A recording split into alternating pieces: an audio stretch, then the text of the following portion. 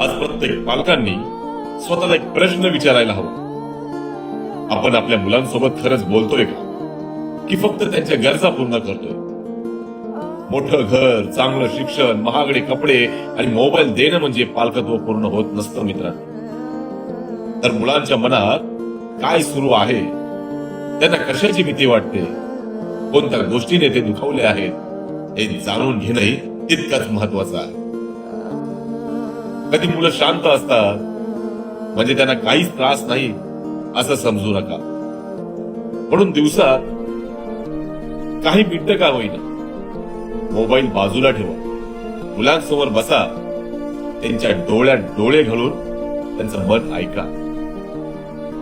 चूक झाली तर शिक्षा देण्याआधी समजावून सांगा, रागावण्याआधी कारण विचारा, आणि मुलं काही सांगायला आली तर त्यांना मध्येच थांबवू नका.